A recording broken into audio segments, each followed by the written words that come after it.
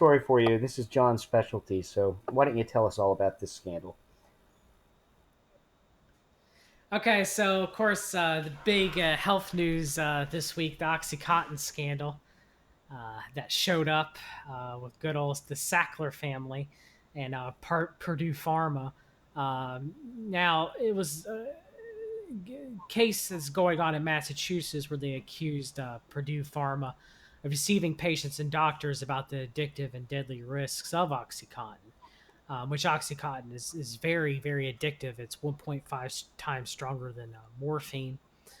And this the Purdue Pharma had mentioned many years that it was non-addicting, and but we'll get to that.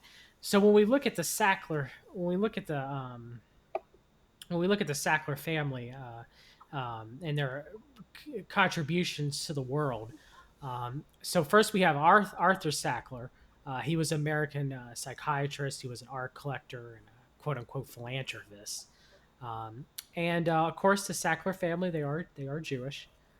Um, and I do want to make note of that because many of the articles that you read on the internet make very little note of that. Um, but there's no grand Jewish conspiracy here on our guys, but I still want to make note that they are Jewish. And so with Arthur Sackler, how he made his money was he started direct marketing Valium because at the time there were two there were benzodiazepines had just started becoming a drug, and most of the time they were given for sedative purposes. And so there was another drug similar to Valium at the time called Librium. They're both sold by Roche. They were both tranquilizers. Okay. So Arthur Sackler differentiated Valium from Librium by audaciously inflating its range of indications that it could be used. So instead of be using for people with severe psychiatric disorders that needed to be put to sleep or people with severe sleep disorders, instead they started marketing it as a whole bunch of different things for it, including restless leg syndrome, trouble sleeping. Oh, you have a headache, here, take some Valium. Oh, you have a stomach ache, here, take some Valium. And he called it psychic tension, kind of like how they call it stress now. If you got a state called psychic tension, you pop a Valium, your troubles will go away. So a lot of people became very addicted to benzodiazepine. A lot of housewives were popping it, popping them by the handfuls during this time, and it greatly inflated the amount of money and sales for Roche for value. So because of that, the Sackler family made a lot of money. So Arthur Sackler and his brothers Mortimer Sackler and Raven Sackler, they bought a drug company later. Actually, no, it was actually before Valium. I'm sorry, it was Purdue Frederick in 1952, and it really didn't make a lot of money or anything like that at the time. And Arthur later made his money for Roche in the '60s, pushing value. But so Arthur Sackler didn't have anything to do with the rise of OxyContin. However, his brother Raymond Sackler did. He was, head of the board of Purdue Pharma, and it was owned by 100% owned by the Sackler family, and so they made a lot of money on pushing OxyContin as a drug with because okay, so they had a way of making pills long acting. It was called cotton. It was contin. It was like a special formation where they could make certain medications like antibiotics. They could increase their half life by making them have a lot slower digestion within the intestinal tract, and in doing so, uh, you would be able to digest it. It would take longer to digest, and in doing so, they would last longer.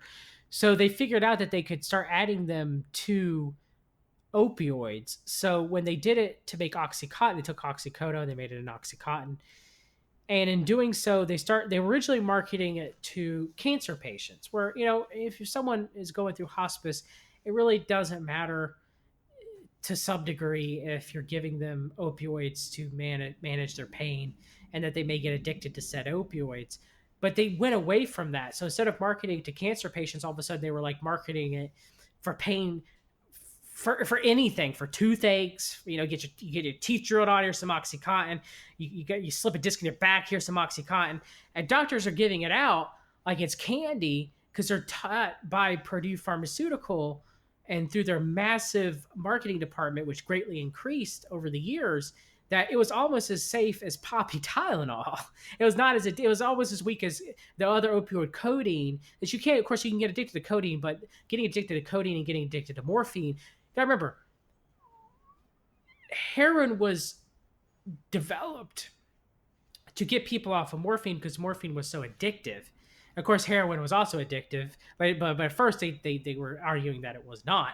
So as I say with Oxycontin, Oxycontin's 1.5 times stronger than morphine. It is very, very addicting, but they were going around acting like it was as safe as popping codeine. And that's not the case. And that's what Purdue Pharmaceutical allegedly was putting out. So in doing so, they made billions and billions and billions of dollars, and made them one of the richest families throughout the world. And so to cover them, pretty much driving the opioid epidemic in the United States. They did massive philanthropy to art museums and universities like Yale University. They have whole wings dedicated to the Sackler family in these art museums and the Natural History Museum in the United States. And they have different buildings associated with them at different universities like Yale University and Tufts University. So everybody thought as the Sacklers as these big philanthropists, but never really looked to see where they made their money. Well, they made their money from pushing Valium and pushing OxyContin. And in doing so, they were made very, very, very, very wealthy. I mean, the only group family member, I mean, unless you don't count the Rothschilds, I'm talking about on paper that we have actually have monetary value that rivals them is the Walton family, which is Walmart. So they knew. Now the question is did they know what they were doing? Well, yeah, through the documents, we definitely know what they were doing. They knew what they were doing. They knew what they were pushing. They knew what they were doing was unsafe. And the only thing that mattered to them was money, money, money, money. And curious enough thing about Raymond Sackler is if you read the articles, they talk about his connections to anti-Muslim groups, but they don't really get any in depth of what those groups are. But if you do some research, there are connections with Raymond Sackler and um, donating to many different. He donated to Herbert Kane, which is a CAP member. He donated to Strom Thurmond. What was the organization that he donated, Jason? That was the Foundation for Defense of Correct. Democracies, which is a big think tank, as very pro-Zionist, very pro-Israel. Some of its biggest funders include Edgar and Charles Bronfman, the famous Bronfman, Seagram's liquor family, of course. Their heiress has been implicated as being Claire Bronfman has been indicated as being part of the Nexium cult.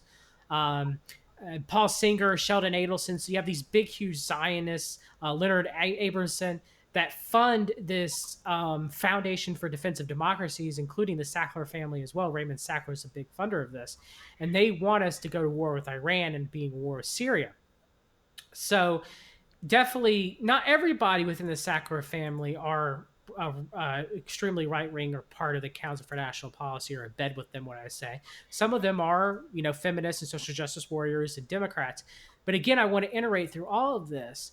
And one thing that I want you to get from our guys is the left right paradigm really doesn't matter. The CFR and the CMP, though they may have disagreements even within their own groups, but together they are lockstep into bringing us into the New World Order. Even though they may have differing visions, the end goal is still the same. So, yes, the Sacklers profited directly off of the pain and suffering.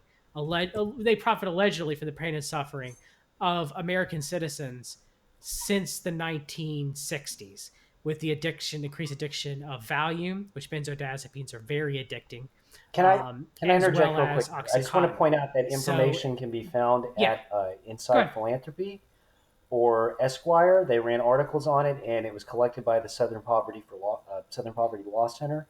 That particularly is in reference to how their donation chain works. You can follow the artworks, which groups they gave to, and it looks like they could have even been laundering investments. So, just want to point out that's where you can find out all the allegedly. Allegedly laundering investments.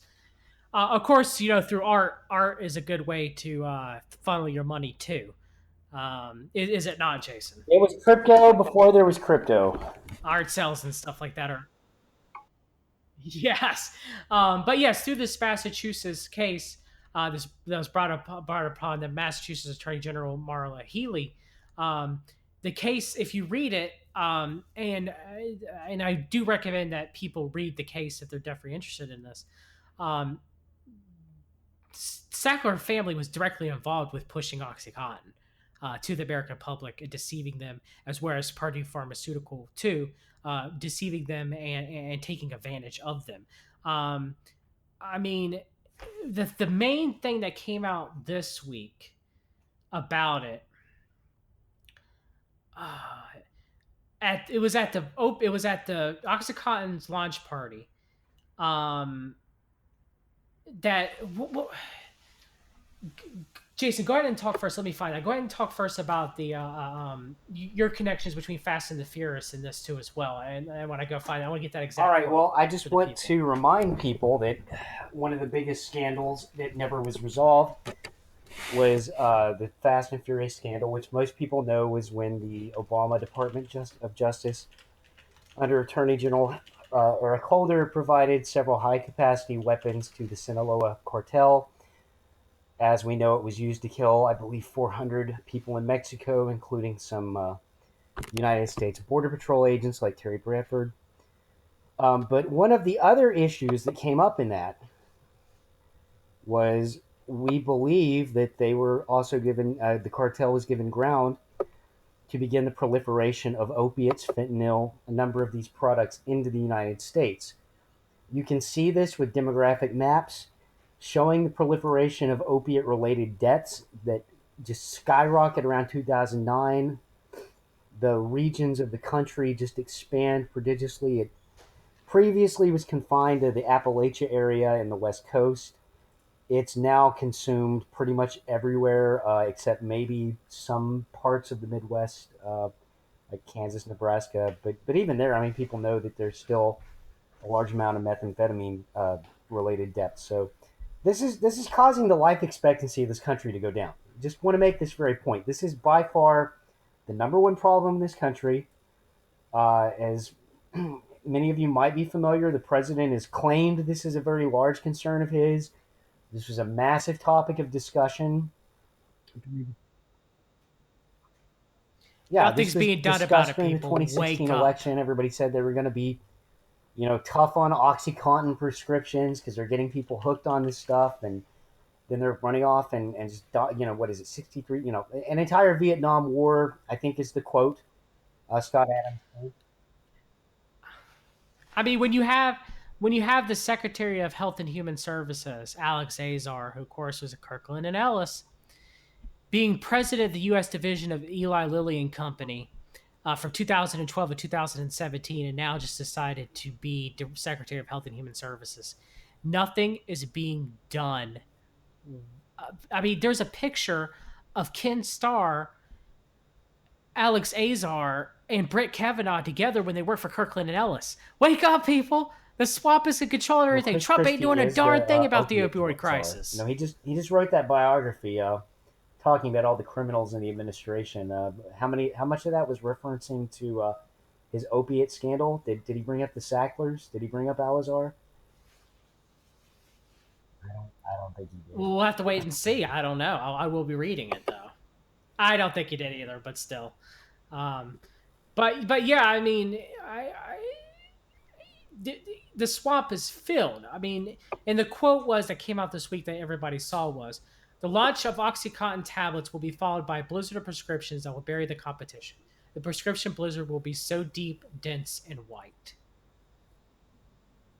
Why would you ever say that about getting pharmaceutical sales of a drug let alone a drug that you knew was addictive and said it wasn't. I've had family members affected by OxyContin. My father, who had hepatitis C, was one of the first people diagnosed with hepatitis C in the United States in the late 80s. Later, when he was having problems with his liver and was having liver pain, they prescribed to him OxyContin, and at the time told him that it was not addictive. My father went on OxyContin and fell back into the throes of it, eventually breaking it down and turning into hillbilly heroin and injecting it into his veins, like many people in the United States did before um, they started changing the formulation by adding Tylenol in there as kind of a way to get people to stop using OxyContin, as well as changing the formulation back in 2011. It took them to 2011, Jason, to make it so that you could not break down the tablet and dissolve it very easily. Just, that's a bunch of horse crap. But yeah, I've been personally affected by Purdue Pharma and by the Sackler family because my father would later die from liver failure from him being on methadone to treat his opioid addiction that came back from using Oxycontin that he was told was safe. So it directly affects me. And I know people within my own family and people with that or friends of friends and so forth and so on where this opioid epidemic is greatly affecting them. Now, people can stay all day long. It's personal responsibility. And I understand some of that because I myself do not abide any drugs. I don't even drink caffeinated beverages. But when you got a drug and you're told that it's perfectly safe and is non addicting and is as safe as Tylenol, and you're given to him thinking that you'll be perfectly okay on it, and you're just doing doctor's orders, and you go and take that drug, that takes out some of the personal accountability there. So yeah, this is definitely something that we will cover the Sackler family later in another episode, in depth in another episode of Our Guys, probably during a slow news week. But yes, definitely this is a crisis that is killing and harming millions of Americans, and something that is way worse than quote unquote the need for gun control. And that's something that I want to put out there, as Jason I know would agree with me, is this is the one of the biggest crises facing the Can I American ask you real public, quickly, but yet John? I mean, nothing we is all being remember done in the about it. 1990s where the tobacco executives were drawn before Congress and made to swear under oath. They claimed, that nicotine was not addictive. And since you said the Sacklers and others have claimed that OxyContin at the time was not addictive, surely they've been exposed by our members of Congress in a public hearing.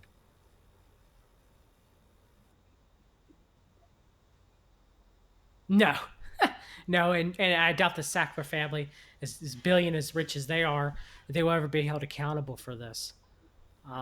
And I will mention, too, that it did affect a lot of very poor white people. Um, Even though any epidemic that has been pushed by the government, whether it's crack in the ghettos that was pushed into the black communities in the early 90s, or the opioid epidemic that's pushed predominantly, it affects all Americans to some degree, but pushed predominantly on the white community in the United States. All these are tragedies that the New World Order uses to reduce the population and to harm the family structure. It's an absolute tragedy, sir. How about those class action lawsuits? You think they're going to happen? All right. Yeah, Well, they will. They that's have to. At some this relief point, they then. have to.